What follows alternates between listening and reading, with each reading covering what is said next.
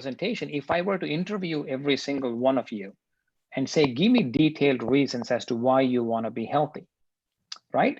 All of your reasons will fall into only two categories. One is quality of life, right? For one of you, the quality of life may be just being able to, walk the dog for a mile. For another person, quality of life may mean to, in their 60s or late 50s or early 60s, be able to run that marathon again. But at the end of the day, it boils down to quality of life. The second reason is quantity of life or longevity. So these are the only two reasons. There's really, I've been asking this question for years, and nobody has come up with a third reason as to why a human being wants to be healthy. Although I'm showing these two reasons, or two main reasons as to why any one of us want to be healthy as two separate boxes, as we all know, these are intricately connected, inseparable entities like the two sides of a coin, right? Because these are the two reasons why we want to be healthy.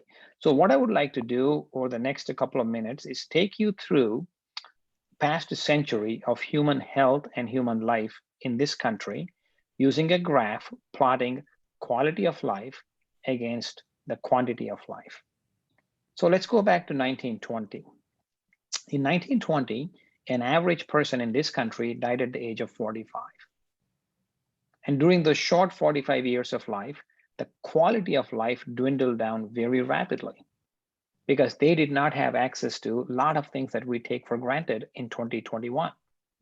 Universal access to clean drinking water, vaccination, antibiotics, hospital access, primary care doctor access, right, or many other public health policies, right? So that was life. So at this stage, the graph looks like a triangle, right? Everybody sees the triangle.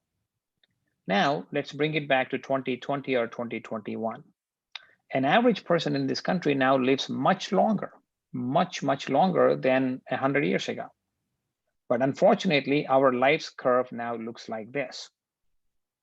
It's a bizarre convoluted shape down the slope of which we see every single common chronic disease: high blood pressure, diabetes, high cholesterol, sexual dysfunction, coronary artery disease, kidney disease, right? And stroke or two, bunch of cancers.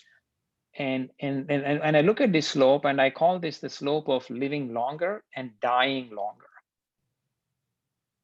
Right? Yes, we are living longer, but we are definitely dying longer. And the data on this is fairly clear.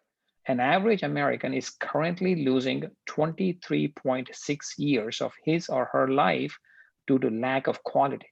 Yes, I'm alive, but I'm not able to even walk my dog to a few blocks down the street because I have severe COPD from smoking. Big thanks to home oxygen that I'm hooked up to a machine. But guess what, folks? I'm alive. I'm not able to go on a Christmas vacation with my grandchildren on a cruise ship because I recently had a stroke. I'm hooked up to a feeding tube and a breathing tube in a nursing home. But guess what? I am alive.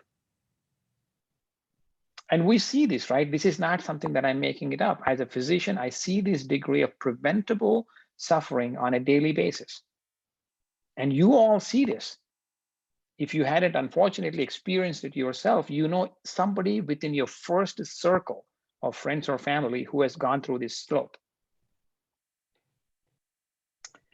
But fortunately, in recorded human history, there were only two killers that killed us for almost as long as we have existed on this planet. Actually, three things I should say. One was starvation. The second was infection. The third one was predation, meaning that being killed by predators. Right? Those are the only three things that killed the human race for hundreds of thousands of years. Except for the past maybe 150 to 200 years, because we figured out two beautiful things: germ theory and green revolution. And that's why entire villages in this country don't get wiped out because of typhoid, diphtheria, and malaria. And entire swaths of people are not going hungry, at least in this country. So we have control on two things and three things that killed us for eternity.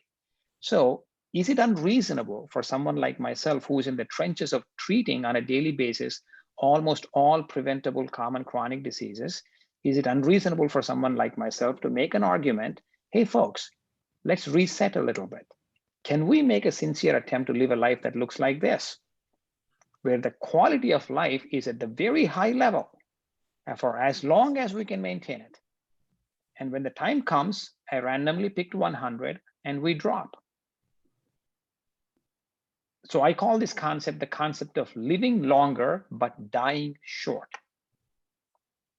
So compared to 1920, where the graph looked like a triangle, do you all see now how the graph looks like a box? So social anthropologists call this concept the concept of rectangularization of your life. I simply call it life in a box because no matter how hard we try, one day or the other, we are going to end up in a box. My only argument is let's not make it our fault.